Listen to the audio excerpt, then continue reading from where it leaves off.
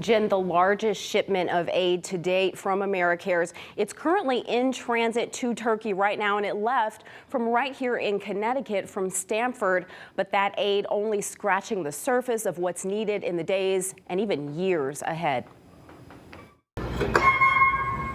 Americares on the ground in 2 communities, supporting 30,000 displaced people in Turkey and Syria, a fraction of the estimated 1 million displaced since a massive earthquake rattled the region, killing tens of thousands last week. Director Cory Nally speaking Thursday from southern Turkey in the city of Adana.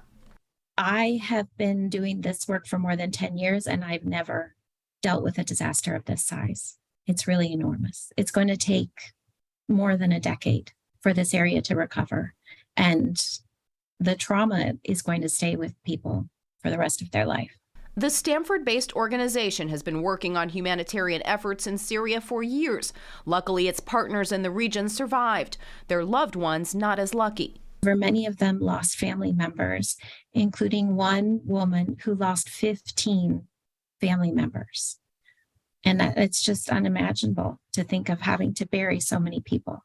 Those existing relationships, what made swift humanitarian efforts possible. A 16-ton shipment of medical and hygiene supplies is currently en route to Turkey from the distribution center in Stamford. So this includes things like IV fluids, children's medication, trauma kits, stabilization kits. Rescue workers still scrambling to find more survivors, and survivors scrambling for more aid. We're very mindful of the humanitarian predicament the Syrian people are in. Among the Americares team, a mental health expert who has been working to comfort traumatized survivors.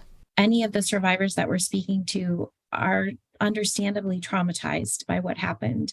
And to live in that destruction day to day, they continue to be traumatized.